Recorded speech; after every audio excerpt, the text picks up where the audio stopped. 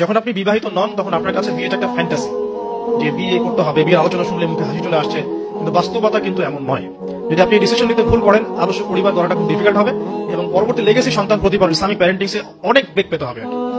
তো বিয়ের ক্ষেত্রে রাসূল সাল্লাল্লাহু আলাইহি ওয়াসাল্লাম যেটা বলেছেন যে তোমরা অবশ্যই দিনদারিতাকে প্রাধান্য দিবে।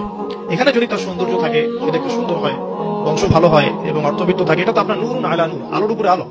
যদি এটা নাও হয় তারপরে আপনাকে দিনদারিতার প্রাধান্য দিয়েই বিয়ে শাদী করতে হবে। এই জায়গায় কোনো রকম কম্প্রোমাইজ করতে যায় না, বা এই ব্যবসায় ভুল করলে আপনি সারা জীবন লস খাবেন, ঠিক আছে। আর যারা বিয়ে করে ফেলেছেন কিন্তু দিনদারিতার ঘাটতি আছে, তাদের জন্য সবর ছাড়া কোনো অপশন নাই।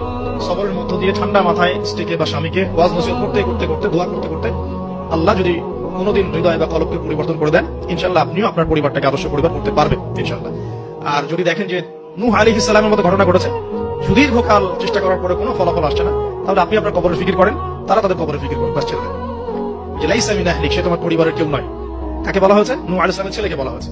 নূহ আলাইহিস সালাম বলছেন যে ছেলে, আমার ছেলে আল্লাহ, সে আমার পরিবারের, তাকে কি মাফ করা যায় কিনা? আল্লাহ পাক বলছেন লাইসা মিন আহলিক, সে তোমার পরিবারের কেউ না। তার নাম ছিল কিনান। এখন ধরে নিলাম যে আপনি বিয়ে করেন নাই, তাহলে আপনার সিদ্ধান্ত হবে এখান থেকে ইসলামিক প্যারেন্টিং করার জন্য আপনাকে দিনদারিতাকে প্রাধান্য দিয়েই স্বামী বা স্ত্রী চুজ করতে হবে। এরপর বাকিগুলো দেখবেন ইনশাআল্লাহ। আমরা দোয়া করি আল্লাহ পাক সবাইকে দিনদার স্বামী এবং স্ত্রী নসিব করুন, আমিন। আর দিনদারিতা কখনোই বাহ্যিক লেবাস পোশাকে বোঝা যায় না।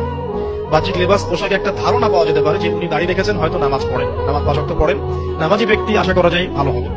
তিনি হালাল খাচ্ছেন না হারাম খাচ্ছেন খোঁজ নিতে হবে, তার পরিবারের ব্যাকগ্রাউন্ডটা খোঁজ নিতে হবে, তার বাবা কেমন, তার মা কেমন, তার শাশুড়ি কেমন, শ্বশুর কেমন খোঁজ নিতে হবে।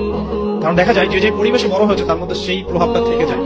এই কারণে এর ব্যতিক্রম হতে পারে যে একটা নোংরা পরিবেশে থেকেও তো ইব্রাহিম আলাইহিস সালামের জন্ম হতে পারে, জাহেলি মক্কার মধ্যে থেকেও তো মুহাম্মদ সাল্লাল্লাহু আলাইহি ওয়াসাল্লামের জন্ম হতে পারে। কিন্তু অ্যাজ ইউজুয়াল একটা কনসেপ্ট হচ্ছে যে যে পরিবেশে বড় হয় ওই বিষয়গুলো তার মধ্যে কিন্তু থেকে যায়।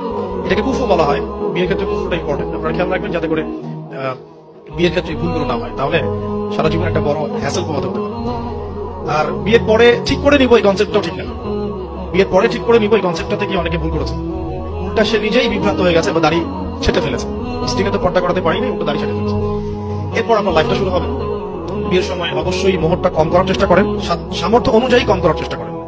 যদি আপনার সামর্থ্য থাকে 1 কোটি টাকা মোহর দেওয়ার, অবশ্যই দিবেন। সবার তো সামর্থ্য থাকবে না। তাই মোহরের যে বিজনেসটা সমাজ আমরা দেখি, অহেতুক প্রতারণা করা, 20 লাখ 30 লাখ মোহর লিখে ফেলে পরবর্তীতে না দেয়া, মাফ নিয়ে নেওয়া, এটা চিটিংস, প্রতারণা মেয়েদের সাথে। আর একই সাথে আমরা যে যৌতুকে অভ্যস্ত হয়েছি, এটা একটা গায়রতহীনতার পরিচয়, ব্যক্তিত্বহীনতার পরিচয়। বিয়ের টোটাল কস্ট বিয়ার করবে ছেলের পরিবার।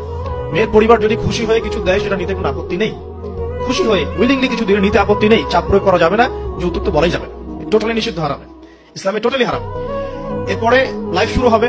ধরে নিলাম যে আলহামদুলিল্লাহ কাপলের মধ্যে ইসলামিক আন্ডারস্ট্যান্ডিং আছে, এখন তারা পরিবার শুরু করবেন আলহামদুলিল্লাহ।